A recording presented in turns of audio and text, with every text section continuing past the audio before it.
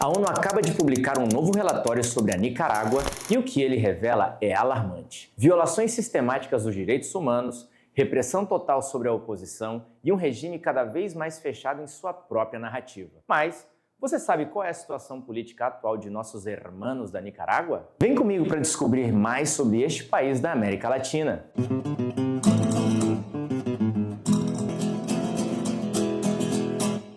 Antes de compreender o relatório da ONU, precisamos dar uma olhada em como o governo de Daniel Ortega vem cerceando, aparelhando o Estado e se tornando uma ditadura.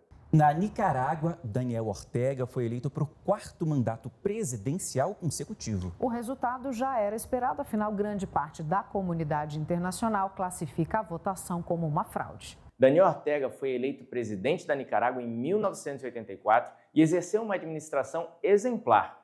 Promoveu a reforma agrária, criou uma campanha de alfabetização que aumentou a taxa de letramento de 50% para 87% e aumentou a economia do país, entre muitos outros pontos positivos. Após alguns anos fora da presidência, Ortega foi reeleito em 2011. Porém, em 2018, a aprovação de uma reforma da Previdência desencadeou uma onda de protestos na Nicarágua, que foram violentamente reprimidos pelo governo. Mais de 300 pessoas, entre manifestantes e policiais, foram mortos.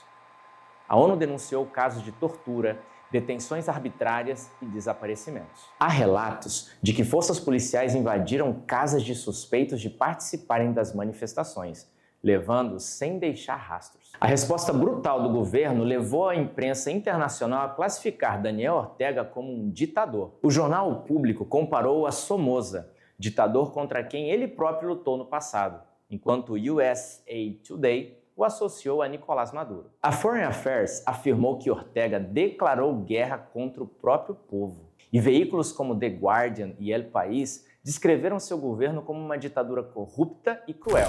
Nos últimos anos, Ortega intensificou a perseguição à oposição e à Igreja Católica, especialmente após as manifestações contra o seu governo. Em 2022, o regime prendeu líderes religiosos e fechou emissoras ligadas à Igreja, acusando-as de incitar a violência. Daniel Ortega, o presidente da Nicarágua, definiu a Igreja Católica como ditadura perfeita durante um pronunciamento em rede nacional. O bispo Rolando Álvares e outros clérigos foram detidos e organizações religiosas foram obrigadas a deixar o país. O governo também prendeu opositores antes das eleições de 2021, consolidando um regime autoritário e recebendo condenações da comunidade internacional. A repressão gerou reações globais, com organizações religiosas e países condenando as ações do governo nicaragüense. A Organização dos Estados Americanos aprovou uma resolução solicitando o fim da perseguição à igreja e à imprensa, enquanto o Vaticano e diversos países, incluindo o Brasil, procuraram intermediar um diálogo. Em 2024, após a tentativa frustrada de mediação, a Nicarágua expulsou o embaixador brasileiro, congelando relações diplomáticas entre os dois países. A expulsão da embaixadora da Nicarágua no Brasil a pedido do presidente Luiz Inácio Lula da Silva como reciprocidade. Por quê? Porque o embaixador do Brasil na Nicarágua foi expulso por não comparecer a um festival, ao aniversário da Revolução por lá. O relatório do Conselho de Direitos Humanos da ONU não deixa dúvidas. A Nicarágua se transformou em um estado onde qualquer forma de oposição é impossível. Desde 2018, o governo Ortega Murillo consolidou uma estrutura baseada em 5 pilares: criminalização da democracia e da Constituição, captura completa do Estado, uso sistemático da violência para manter o medo, isolamento internacional, construção de uma realidade paralela baseada na pós-verdade. E a conclusão do relatório é dura. O regime não está em decadência, está se fortalecendo. A repressão na Nicarágua desmontou completamente qualquer organização política e social. ONGs, meios de comunicação, partidos políticos, universidades, movimentos campesinos, ambientalistas, feministas, empresários críticos e, mais recentemente, até a Igreja Católica foram perseguidos e, em muitos casos, desmantelados. Os opositores que ainda estão no país vivem em total clandestinidade e sob ameaça constante. E mesmo aqueles que se mantêm em silêncio não estão seguros.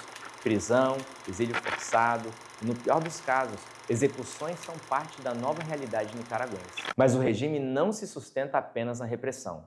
Enquanto a população vive sob medo, o casal Ortega Murillo já prepara o futuro e todas as evidências apontam para um nome: Laureano Ortega Murillo, filho da dupla presidencial. Desde 2012, ele ocupou cargos estratégicos no governo. E quem está por trás dessa transição?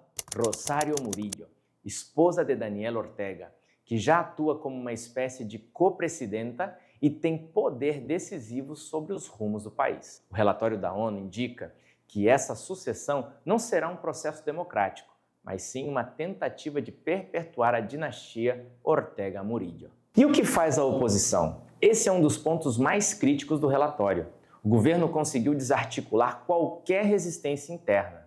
Em 2022, presos políticos foram desterrados e enviados ao exílio. Isso enfraquece qualquer possibilidade de mudança a curto prazo. Como afirma o relatório da ONU, para que haja uma transição democrática é preciso, primeiro, um movimento forte o suficiente para desafiar o poder do regime. E até agora, isso não aconteceu. Se a Nicarágua vive em um cenário de terror, por que o regime continua de pé? A resposta está na economia.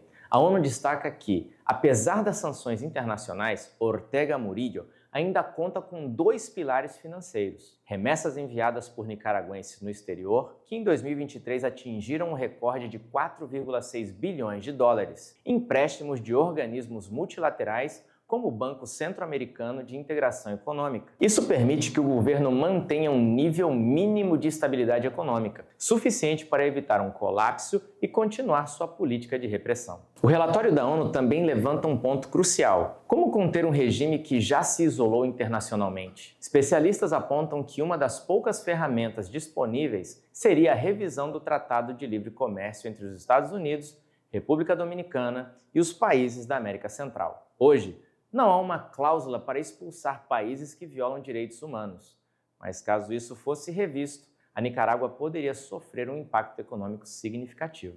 O regime Ortega Murillo está consolidando seu poder, eliminando adversários internos e preparando o terreno para uma sucessão familiar. A ONU alerta que as violações dos direitos humanos no país são impossíveis de quantificar, mas uma coisa é certa: enquanto a comunidade internacional não encontrar formas mais efetivas de pressionar o governo, a ditadura seguirá firme. E você, o que acha? Há alguma saída para a Nicarágua ou estamos diante de um regime que veio para durar? Deixe seu comentário, vamos conversar.